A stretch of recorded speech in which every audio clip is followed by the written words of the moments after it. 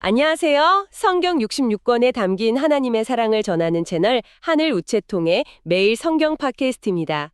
오늘은 구약의 소선지서 중 하나인 하박국을 새롭게 시작합니다. 오늘 저희가 함께 깊이 파고들 묵상글은요. 정말 오래되고 또 어려운 질문 하나로 시작합니다. 신학적인 용어로는 신정론이라고 하죠. 네, 쉽게 말해서 하나님은 선하신데 왜 이 세상에는 악과 고통이 존재할까? 바로 이 문제인데요. 이 묵상글이 바로 이 딜레마의 정중앙으로 우리를 초대하고 있습니다. 네, 맞습니다. 이게 인류 역사상 수많은 철학자나 신학자들이 매달렸지만 누구도 속 시원한 정답 하나를 딱 내놓지 못한 정말 묵직한 주제죠. 그렇죠. 근데 흥미로운 점은 오늘 묵상글이 주목하는 하박국 선지자가 약 2600년 전에 바로 그 질문을 하나님께 정면으로 던졌다는 사실입니다. 그냥 마음속으로만 생각한 게 아니고요. 네, 그냥 품고 있었던 게 아니라 하나님 어찌하여 악인이 의인을 삼키는데 침묵하십니까? 라면서 아주 그냥 부르짖었죠. 그야말로 영적인 씨름을 한 거네요. 묵상글에서는 하박국뿐만 아니라 시편 73편의 저자인 아삽도 언급하더라고요. 네, 아삽도 나오죠? 그 역시 나는 거의 실족할 뻔했다. 악인을 형통함을 보고 마음이 무너졌다고 고백했죠. 완전히 다른 시대, 다른 상황에 살았던 두 사람이 같은 문제로 고뇌했다는 건데요. 오늘 이 묵상글을 통해 그들의 절규 속으로 한번 들어가 보고 또 그들이 어디서 해답의 실마리를 찾았는지 함께 따라가 보겠습니다. 자, 그럼 먼저 이 두 사람이 처한 상황부터 좀 더 자세히 들여다보죠. 묵상글에서 이 둘의 배경이 완전히 달랐다는 점을 강조하는 게 아주 인상 깊었어요. 먼저 하박국은 어떤 시대에 살았죠? 하박국은 그야말로 역사의 폭풍 한가운데 서 있었습니다. 당시 남유다가 신흥 강대국이었던 바벨론의 침략 앞에 놓여서 국군이 경곽에 달린 상황이었죠. 나라 안팎으로 폭력과 불의가 가득하고 언제 모든 것이 무너져 내릴지 모르는 극도의 불안과 공포 속에서 그는 하나님 대체 어디 계십니까? 이렇게 외쳤던 겁니다. 국가적 재난이라는 거대한 악 앞에서 던진 질문이었군요. 네, 맞습니다. 그런데 아삽은 정반대였다고요? 그렇습니다. 그게 참 아이러니한데요. 아삽은 이스라엘 역사상 가장 평화롭고 부유했던 솔로몬 시대, 즉 태평성대의 인물로 추정되거든요. 와, 태평성대요. 네, 전쟁의 공포도 없고 굶주림도 없는 아주 안정된 사회였죠. 하지만 그는 그 풍요 속에서 다른 종류의 악을 본 겁니다. 다른 종류의 악이라면요? 정직하고 성실하게 사는 사람들은 힘겨워하는데 오히려 교만하고 불의한 자들이 더 부자가 되고 아무런 고난도 없이 평안하게 죽는 그런 현실을 본 거죠. 아, 정말 흥미로운 대비네요.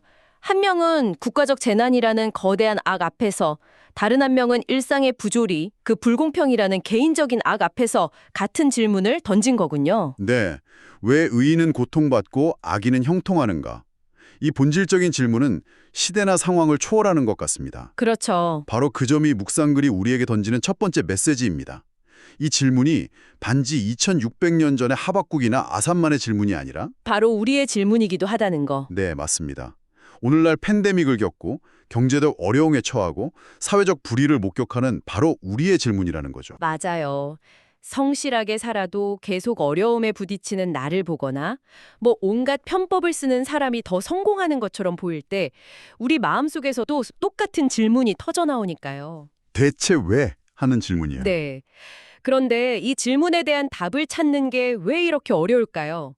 묵상글은 그 원인을 아주 날카롭게 파고드는데 바로 우리 안에 깊이 뿌리 박힌 조건적 사고방식 때문이라고 지적합니다. 이건 정말 중요한 포인트 같아요. 네, 묵상글의 핵심적인 통찰이죠. 우리는 알게 모르게 하나님과의 관계를 일종의 거래로 생각하는 경향이 있다는 겁니다. 거래요. 네, 예를 들어 내가 이만큼 기도했으니 하나님은 당연히 이걸 들어주셔야 해. 혹은 내가 주일 성수하고 11조도 잘 냈으니까 내 사업을 축복해 주시는 게 마땅해. 와 같은 생각들이죠. 아, 일종의 영적인 자판기처럼요? 맞아요. 내가 A라는 믿음의 행위를 넣으면 하나님은 B라는 축복의 결과를 내놓으셔야 한다는 그런 공식이죠. 듣고 보니 정말 뜨끔하네요. 저도 모르게 그런 계산을 할 때가 정말 많거든요. 내가 이렇게까지 했는데 왜 결과가 이것밖에 안 되지 하면서 서운해하기도 하고요. 누구나 그렇죠. 그런데 묵상글은 바로 그 계산적인 태도가 하나님과의 더 깊은 관계로 나아가는 걸 가로막는다고 말하는 거죠. 정확합니다. 그 인과응보의 틀, 그 조건적 사고방식이라는 안경을 끼고 세상을 보면요. 악인의 형통과 의인의 고난은 도저히 이해할 수 없는 모순일 뿐입니다. 내 계산법으로는 답이 안 나오는 거군요. 네. 그러니까 하나님께 원망이 생기고 신앙 자체가 흔들리게 되는 겁니다. 마치 내가 만든 작은 상자 안에 하나님을 가두려고 하는 것과 같아요. 아, 상자 밖에서 일어나는 일들은 이해할 수도 받아들일 수도 없게 되는 거고요. 바로 그렇죠. 그렇다면 이 딜레마를 풀기 위한 첫 단계는 내가 하나님을 가두려고 했던 그 조건이라는 상자 자체를 인식하고 거기서 나오는 것이겠네요. 하박국과 아삽은 이걸 어떻게 해냈을까요? 묵상글을 보면 그들이 해답을 찾은 자리가 굉장히 중요하다고 강조하던데요. 맞습니다. 그들이 어디서 그 돌파구를 찾았는지가 핵심입니다. 하박국은 파수하는 성로에 올라갔다고 말합니다. 성노요? 네.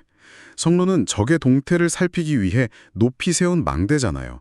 영적으로 이것은 세상의 소란과 혼돈에서 벗어나서 한 걸음 물러서서 오직 하나님께만 집중하기 위한 의지적인 선택을 의미합니다. 아, 세상의 논리나 아우성으로부터 자신을 격리시킨 거군요. 네, 맞습니다. 그러니까 성로는 물리적인 장소이기도 하지만 동시에 하나님과 독대하기 위해 스스로 만든 영적인 공간이었군요. 세상의 관점이 아니라 하나님의 관점을 구하기 위한 자리. 바로 그거죠. 그럼 아삽은 어땠나요? 아삽은 하나님의 성소에 들어갈 때에야 비로소 깨달았다고 고백합니다.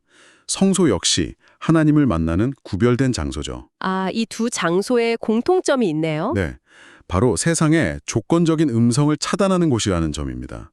네가 잘하면 복받고 못하면 벌받는다는 그 시끄러운 계산법을 잠시 내려놓고 오직 하나님의 음성에만 귀 기울이는 은밀한 골방으로 들어간 겁니다. 바로 그곳에서부터 해석되지 않던 현실이 다른 관점으로 보이기 시작했다는 거군요. 네, 맞습니다. 도무지 이해되지 않는 일을 마주할 때 그 순간은 분명 우리를 더 가까이 부르시는 하나님의 초대장이라는 묵상클의 구절이 바로 이 대목에서 나오는 거군요. 그렇죠.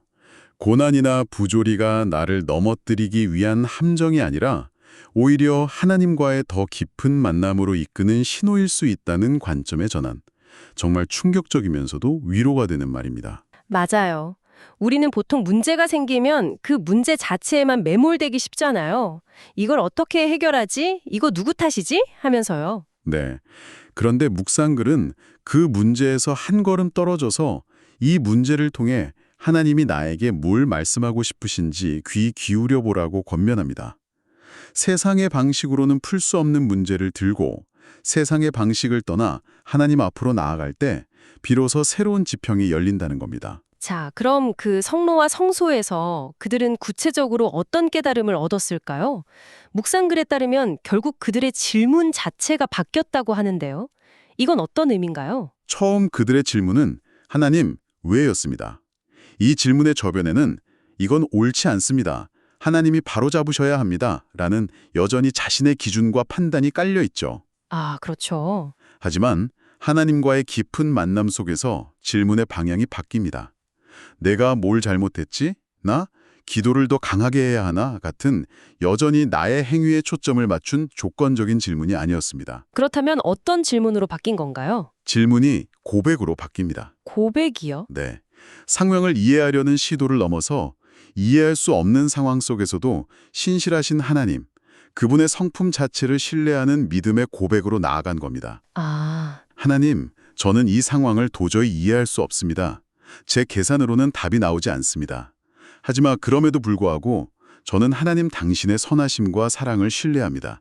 이것이 바로 하박국 3장과 시편 73편 후반부에 나타나는 위대한 전환입니다. 아, 인간적인 계산기와 원망을 내려놓고 하나님의 시선으로 상황을 재해석하기 시작했다는 거군요. 그것이 바로 믿음의 본질이라는 말씀이시고요. 맞습니다. 내 이해의 범주를 넘어서는 하나님의 주권을 인정하는 것. 네. 바로 그 지점입니다. 묵상글은 이렇게 말합니다. 내 안에 뿌리 깊게 박혀있던 조건적 사고방식이라는 그 견고한 성이 산산이 깨어지는 바로 그곳에서 비로소 하나님의 역사가 시작된다고요. 와. 아삽의 고백이 이것을 극적으로 보여주죠.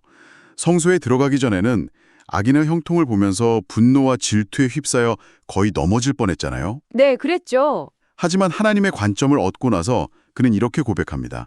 내가 이같이 우매 무지하여 주님 앞에서는 짐승과 같았습니다. 주님 앞에 짐승이었다는 고백, 정말 충격적이면서도 지독하게 정직한 표현이네요. 그렇죠. 자신의 판단과 계산이 얼마나 어리석고 근시안적이었는지를 처절하게 깨닫는 순간인 거죠. 네. 맞습니다. 자신의 무지와 한계를 인정하는 바로 그 순간 그는 역설적으로 가장 큰 자유와 평안을 얻습니다. 이어서 그는 이렇게 고백하거든요. 그러나 나는 늘 주님과 함께 있으니 주님께서 내 오른손을 붙잡아 주십니다. 아, 상황은 하나도 바뀌지 않았는데. 네, 악인은 여전히 형통하고 세상은 불공평합니다. 하지만 그 현실을 바라보는 아삽의 마음과 시선이 완전히 변한 겁니다. 조건을 따지던 관계에서 어떤 상황에서도 나를 붙드시는 하나님의 무조건적인 사랑을 신뢰하는 관계로 나아간 것이군요. 바로 그거죠. 오늘 이 묵상글을 따라오다 보니까 하박국과 아삽이 던졌던 그 고통스러운 질문의 여정이 결국 정답을 찾는 과정이 아니라 하나님과의 관계가 깊어지는 과정이었다는 걸 깨닫게 됩니다. 네, 없는 상황 속에서도 하나님의 손을 붙드는 것이었네요. 네. 묵상글의 마지막 기도문이 그 점을 잘 요약해 줍니다.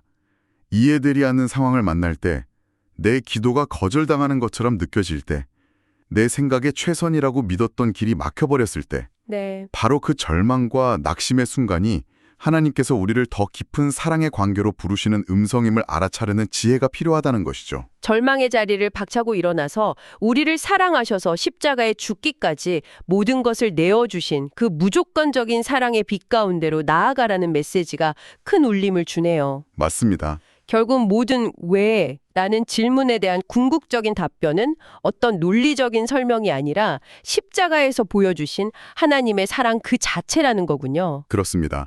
우리의 조건적인 계산법으로는 도저히 설명할 수 없는 그 십자가의 사랑이 우리가 던지는 모든 질문을 품어 안는 최종적인 답변이 됩니다.